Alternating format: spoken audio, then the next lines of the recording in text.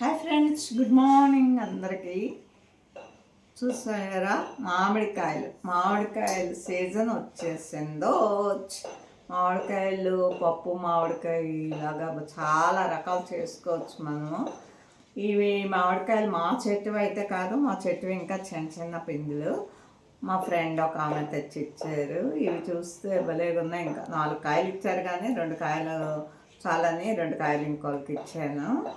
మామిడికాయలతో చాలా రకాలు చేసుకోవచ్చండి. మామిడికాయ పప్పు, మామిడికాయ ఇగురు, ఆ తర్వాత మామిడికాయ పచ్చడి, మామిడికాయ ఉప్పూరగాయ చేస్తాం చూడండి. కొంచెం పెద్ద కాయలు అయినప్పుడు మామిడికాయ ఉప్పూరగాయ.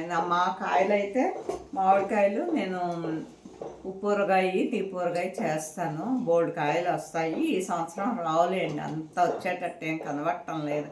ఎందుకంటే చెట్టు అంతా పక్కన బిల్డింగ్ కట్టారు, చెట్టు అంతా కొట్టేస్తారు.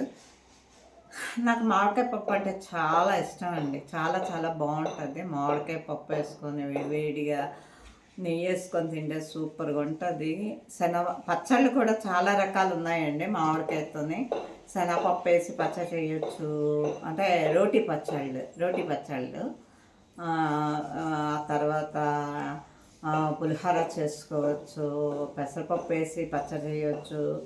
ఇలా చాలా రకాలు. పులిహోర కూడా చాలా బాగుంటుందండి. మామిడికాయతో చేస్తే పులిహోర చాలా రుచిగా ఉంటుంది. నువ్వులు వేసి చేయొచ్చు. ఇట్లా చాలా ఉన్నాయి అన్నమాట పచ్చళ్ళు రకాలు. మామిడికాయ వచ్చిన సీజన్ అయితే చాలా రకాలు మనం చేసుకోవచ్చు.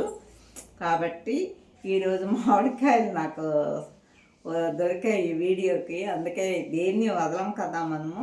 అందుకే ఈవేళ మామిడికాయతో ప్రయోగం చేశాను. వీడియో అందరికీ షేర్ చేయండి, అందరూ సబ్స్క్రైబ్ చేసుకోండి. Thank you, bye bye.